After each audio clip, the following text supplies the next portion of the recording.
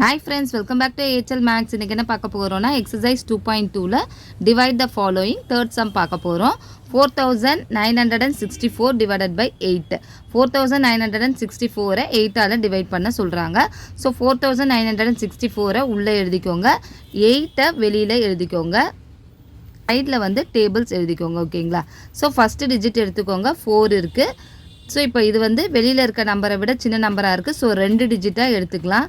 So 49 வந்து 8 டேபிளில் டைரெக்டாக வருதா பாருங்கள். 49 வந்து 8 டேபிளில் டைரெக்டாக வராது. 48க்கும் 56க்கும் இடையில தான் 49 வரும். 56 எடுக்கக்கூடாது, ஏன்னா 49 விட பெரிய நம்பர்.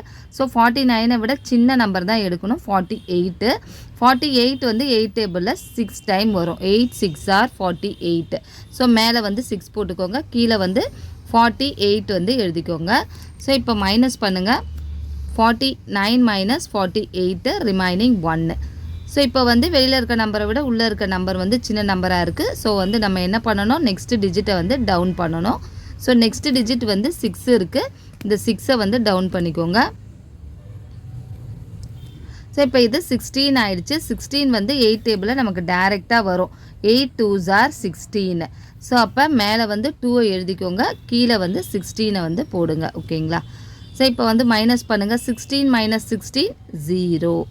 ஸோ நெக்ஸ்ட் டிஜிட் வந்து இங்கே இருக்குது, 4 இருக்குது. இந்த 4ஐ வந்து நம்ம கீழே டவுன் பண்ணணும்.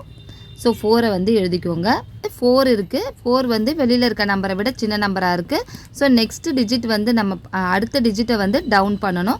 ஸோ இங்கே வந்து வேறு எந்த நம்பர்ஸுமே இல்லை டவுன் பண்ணுறதுக்கு. இங்கே முன்னாடியெல்லாம் நம்பர் இருந்தது, நம்ம வந்து டவுன் பண்ணோம். ஸோ இங்கே வந்து டவுன் பண்ணுறதுக்கு நம்பர்ஸ் எதுவுமே இல்லை.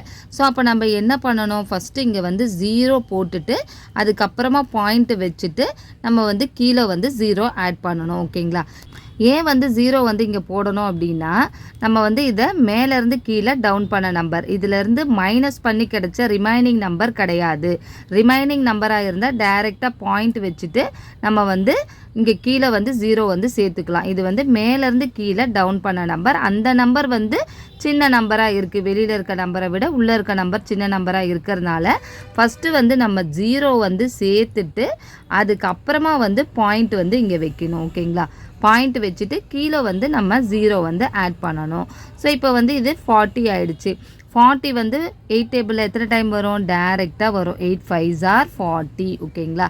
ஸோ மேலே வந்து 5 எழுதிக்கோங்க, கீழே வந்து 40 எழுதிக்கோங்க.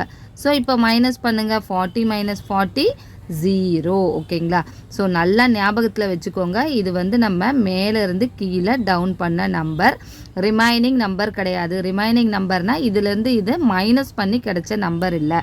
அப்படி மைனஸ் பண்ணி கிடைச்ச நம்பராக இருந்தது அப்படின்னா, அந்த நம்பர் வந்து வெளியில் இருக்க நம்பரை விட சின்ன நம்பராக இருந்ததுன்னா நம்ம டைரெக்டாக பாயிண்ட் வச்சுட்டு கீழே வந்து 0 சேர்த்துக்கலாம். மேலே வந்து 0 சேர்த்துட்டு பாயிண்ட் வைக்க தேவையில்லை. ஓகேங்களா?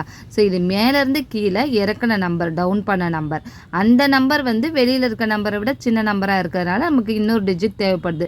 ஸோ இன்னொரு டிஜிட் வந்து இங்கே பக்கத்தில் எதுவுமே இல்லை. ஸோ அப்போ நம்ம மேலே 0 சேர்த்துட்டு பாயிண்ட் வச்சுட்டு அதுக்கப்புறமா கீழே வந்து 0 சேர்க்கணும். ஓகேங்களா?